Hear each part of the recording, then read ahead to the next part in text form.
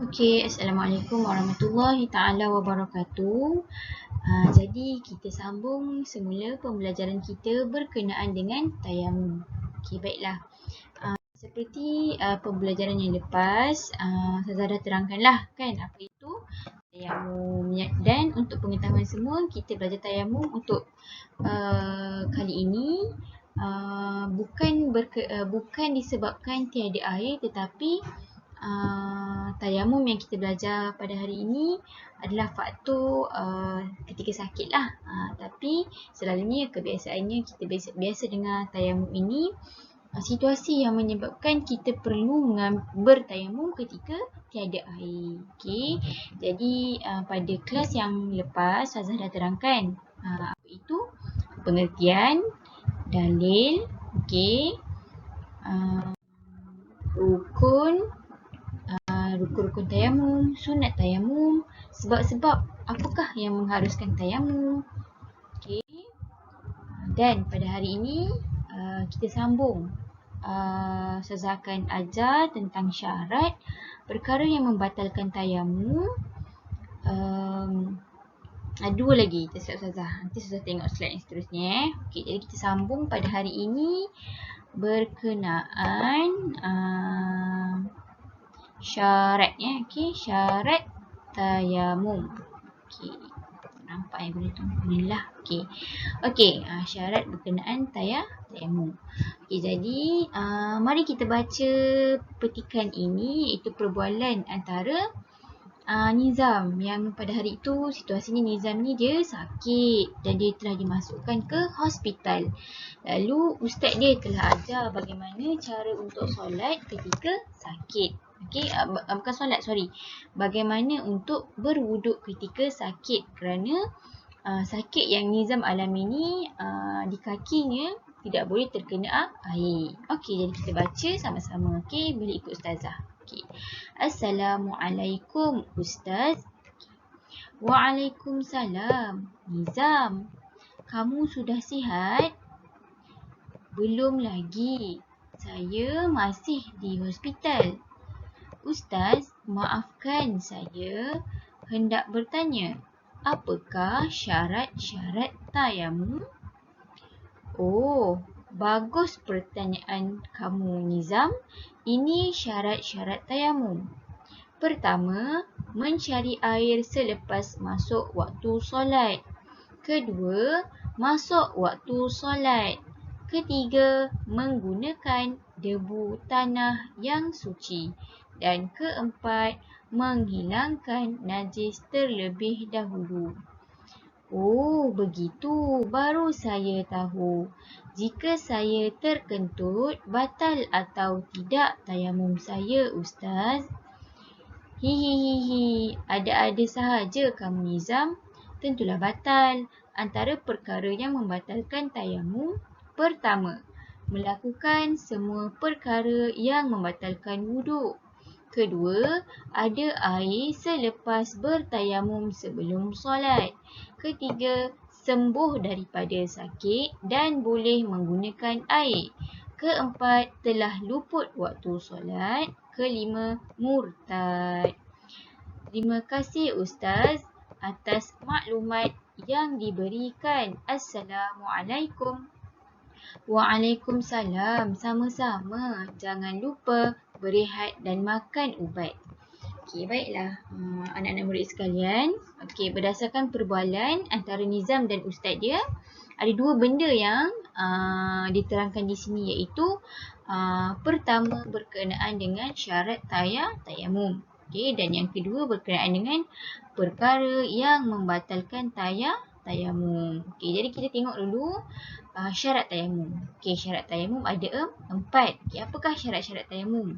Maksudnya bila kita nak melakukan tayamum, mesti kena lakukan 4 perkara ini. Yang pertama, mencari air selepas masuk waktu solat. Okey, bila kita nak bertayamum, boleh, tapi syaratnya kena dulu waktu solat masuk. Contoh dah azan Zuhur, baru lepas tu kita bertayamum.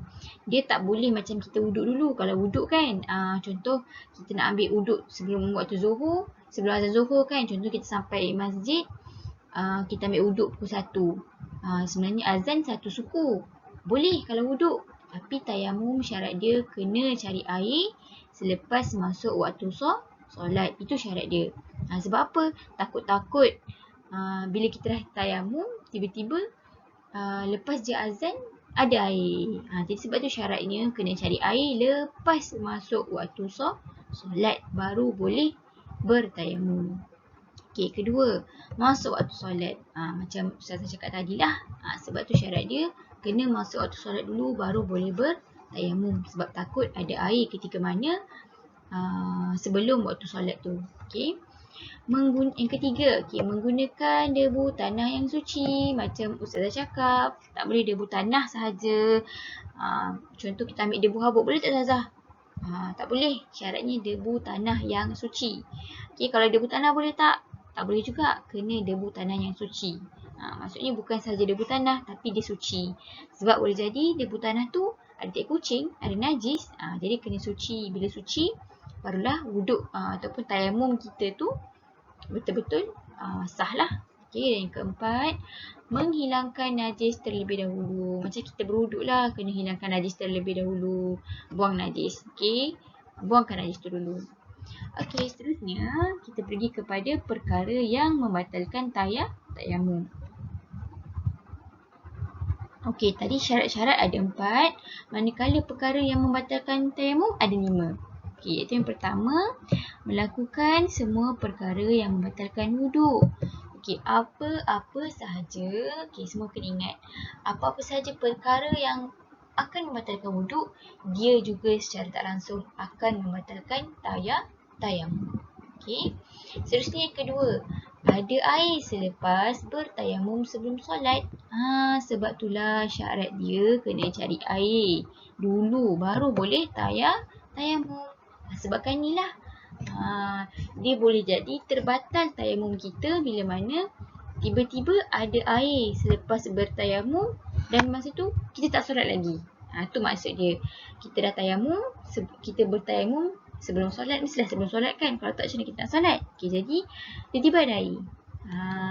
Jadi terbatal lah tayamum kita. Yang ketiga, sembuh daripada sakit dan boleh menggunakan air. Okey, inilah macam situasi yang berlaku pada Nizam. Dia sakit kan. Jadi bila mana Nizam tu dah sihat, maka terbatal lah tayamum dia. Tak boleh tayamum, dia kena ambil wuduk macam biasa guna air. Yang keempat, telah luput waktu solat. Okey, macam wuduk jugalah. Salah. Bukan macam wuduk juga. Wuduk. Okey, contoh kita berwuduk. Wuduk tu kita ambil masa sembahyang Zuhur kan. Okey, jadi sepanjang Zuhur nak ke Asar tu, wuduk kita tak batal lagi. Okey, misalnya kata kita jaga wuduk kan. Wuduk waktu Zuhur. Lepas tu kita nak terus sembahyang Asar. Dalam keadaan wuduk lah, tak batal wuduk. Tapi kalau tayamum, dia kena ambil tayamum ni setiap kali waktu solat. Tak kisahlah terbatal ke tak terbatal ke. Jadi contoh tayamum yang kamu ambil tadi waktu Zuhur, kamu nak solat Asar pula. Sedangkan tak batal lagi ni. Kamu tak buat perkara-perkara yang batalkan wuduk. Tapi dia jadi terbatal. Itu maksud dia. Faham tak? Telah luput waktu solat. Habis dia waktu Zuhur, masuk waktu Asar. Walaupun kamu masih bertayamum, tapi dikira batal kamu punya tayamum dan kena ambil tayamum baru. Dan yang kelima, murtad. Di mana keluar daripada Islam lah. Macam wuduk juga. Okey, itu saja untuk perkara yang batalkan tayamum dan syarat-syarat tayamum. Okey, kita pergi ke slide seterusnya. Okey, kita masuk kepada tata cara bertayamum. Okey. Tak silap Ustazah, kalau dekat sekolah agama kamu ada belajar berkenaan dengan tata cara bertayamum. Okey. Masa kamu darjah 2 atau 3, tak silap Ustazah lah. Okey. Okey, tata cara tayamum tu apa? Tata cara tayamum tu adalah langkah-langkah. Okey, senang cerita, langkah-langkah kamu untuk bertayamum. Okey. macam wuduk juga. Okey, ada cara-cara untuk kita bertayamum. Okey, kena ikut cara-cara ni lah. Okey. Okey, cuba tengok cara yang pertama. Okey. Pertama sekali, untuk kita bertayamum, kita kena tahu dulu berapakah anggota tayamum. Okey, dalam buku ni dia tak sebut. Okey, anggota tayamum hanya ada 2, iaitu muka dan kedua-dua belah tangan hingga ke siku. Kamu kena jelas tu. Tak perlu pun nak tayamum kat kepala, dekat kaki, telinga. Okey, hanya memadai. Bukan memadai, memang anggota tayamum ada 2. Hanyalah muka dan kedua-dua belah tangan hingga ke siku. Okey, pertama sekali, cara-cara nak bertayamum, kamu perlu tekap kedua-dua tapak tangan pada debu tanah yang suci. Okey, untuk kita dapat debu tanah tu, kita kena tekap tangan kita macam ni. Okey, letakkan dua-dua tangan tu. Okey, buka tangan kamu tu macam ni. Okey, supaya debu tanah tu masuk. Okey, renggangkan dia. Okey, selepas kamu tekap kedua-dua tapak tangan pada debu tanah yang suci, apa yang kamu perlu buat? Yang kedua, nipiskan debu tanah kedua-dua tangan. Kamu kena buat macam ni lah. Okey, lagakan dua-dua tangan kamu tu supaya debu tanah tu akan nipis. Boleh tak kalau tak nak nipiskan? Boleh, sebab menipiskan debu pada tapak tangan itu hanyalah sunat tayamum. Kalau buat dapat pahala, tak buat tak dapat apa. Okey, jadi tak ada masalah. Okey, kalau kamu buat dapat pahala. Okey, seterusnya yang ketiga, sapukan debu suci tadi tu ke muka sambil berniat. Okey, inilah seluruh muka. Okey, macam ni niat tayamum, ingat tak? Niat tayamum ni adalah salah satu rukun tayamum. Okey, rukun tayamum tu apa? Bila kita tak berniat, maksudnya tak sah tayamum kita. Macam mana niat tayamum? Nawaitu tayammuma listibahati fardhu salati illahi ta'ala. Sahaja aku bertayamum untuk mengharuskan solat kerana Allah Ta'ala. Okey, lepas kita dah berniat, okey, sapukan debu tanah yang suci tadi tu ke seluruh muka. Okey, langkah yang keempat, apa lagi kita kena buat? Lepas dah sapu kat muka, kita sekali lagi kena ulang perbuatan yang sama macam nombor 1 tadi. Okey, tekapkan kedua-dua tapak tangan pada debu tanah yang suci. Okey, dan nipiskan. Okey, boleh tak Ustazah kalau saya lepas sapu muka terus sapu tangan? Tak boleh, kamu kena ulang balik. Okey, sebab macam kamu wuduk lah. Boleh ke ambil air sekali terus basuh muka, basuh tangan? Tak boleh kan? Kamu kena setiap kali nak basuh anggota tu, kamu kena ambil air kan? Macam tu juga dengan tayamum. Okey.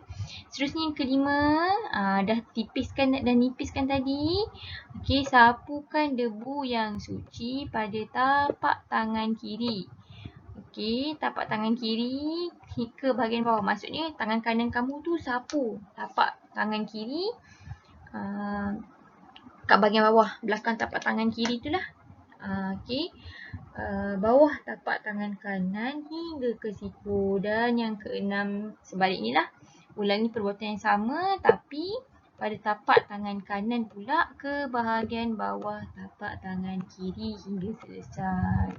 Okey, mungkin kamu tak nampak sangat kat sini sebab bukan video kan, ni gambar sahaja. Mungkin kamu pun tak boleh bayangkan. Nanti ada masa saya akan tunjukkanlah cara-cara. Okey, dan kalau ada rezeki, kita boleh buat simulasi lah di kelas nanti. Akhir sekali kita pergi masuk kepada poin yang terakhir, iaitu kepentingan tayamum. Okey, apakah kepentingan tayamum ni sebenarnya? Okey, Allah syariatkan tayamum ni bukan saja-saja. Ada sebab kenapa tayamum ni disyariatkan oleh Allah. Okey, pertama kita baca kemudahan kepada umat Islam untuk menggantikan wuduk dan mandi wajib dalam keadaan-keadaan tertentu. Maksudnya inilah indahnya dalam agama Islam. Islam tu tak susah sebenarnya. Okey, Islam tu mudah, namun kita tak boleh terlalu mudahkannya. Ada keringanan yang Allah akan beri bila mana tak dapat kita nak Contoh, tak ada air. Apa keringanan yang Allah bagi? Allah bagi tayamum. Kalau kita sakit, tak boleh nak wuduk, ada keringanan yang Allah bagi. Apa caranya? Dengan bertayamum. Okey, seterusnya yang kedua, memastikan umat Islam tidak sewenang-wenangnya tinggalkan ibadah dengan sengaja. Macam saya cakap tadi lah, memanglah Islam itu mudah, namun kita tak boleh terlalu mudahkannya. Maksudnya kat sini Allah nak kata, walaupun dalam keadaan susah macam mana cara sekalipun, kita tetap tak boleh tinggal solat. Hatta kita sakit sekalipun, ada caranya. Sakit, solat ketika duduk, baring. Okay. Seterusnya yang ketiga, menghilangkan kepayahan dan kesulitan. Okay, ialah air tak ada, jadi Allah mudahkan kita. Okay. Seterusnya yang keempat, menyucikan jiwa manusia. Macam saya cakap, ingat tak pelajaran sebelum ni, kenapa tanah dikira sebagai alat untuk bertayamum? Kenapa bukan benda lain? Sebab manusia ni asal daripada tanah dan akhirnya dia akan kembali kepada tanah. Jadi dengan tanah itulah sebenarnya secara tak langsung bila kita bertayamum, kita akan insaf sebenarnya. Sebab apa? Sebab akhirnya kita akan mati. Okay? Jadi tanah tu akan membentuk jiwa kita, akan mensucikan jiwa kita sebenarnya, akan memberi keinsafan kepada diri kita sebenarnya. Okay, seterusnya yang terakhir, umat Islam diseru sentiasa berada dalam keadaan suci. Walaupun tak ada air, tapi Allah syariatkan gunalah debu tanah yang suci dan sentiasa berada dalam keadaan suci. Sebab itulah kebersihan itu sebahagian daripada iman. Sebab tu umat Islam sentiasa diseru untuk sentiasa berada dalam keadaan suci. Allah suka orang yang bersih. Allah suka orang yang cantik. Okay. Atau kat sini sebelum berakhir kelas ni, tahukah kamu tayamum mampu menyucikan zahir dan batin? Okay, inilah antara kepentingan bertayamum. Okay, kat sini antara perkara yang mampu menyucikan kita kena mandi wajib, tayamum, berwuduk. Okay. Ini secara fizikal. Ini secara emosi. Okay. Hati kita. Bukan saja kita kena sucikan diri kita, tapi kita juga kena sucikan hati kita dengan solat, mengerjakan haji atau umrah dan baca Al-Quran. Okay. Ingat, kita bukan perlu bersihkan fizikal kita, mandi, nak wangi. Contoh buang air kecil, kena bersihkan lepas tu. Tetapi hati kita juga kena disucikan. Okay, baiklah. Akhir sekali, tayamum merupakan antara ibadah penting untuk menggantikan wuduk dan mandi wajib. Okay. Kelonggaran ini sebenarnya Allah bagi ni membuktikan kasih sayang yang Allah Subhanahu Wa Taala kepada hamba-Nya supaya tidak meninggalkan ibadah dengan sengaja. Jadi sekian saja pembelajaran kita pada hari ini. Maka dah habislah untuk tayamum ni. Ustazah harap kamu semua jelas dan faham tentang apa yang Ustazah terangkan. InsyaAllah kalau kita direzekikan untuk bertemu nanti, kita boleh buat simulasi tayamum dengan menggunakan bedak. Okay, insyaAllah. Okay, lepas dah dengar video ni, Ustazah harap kamu dapat menjawab soalan di link Google Form yang Ustazah berikan. Assalamualaikum warahmatullahi ta'ala wabarakatuh.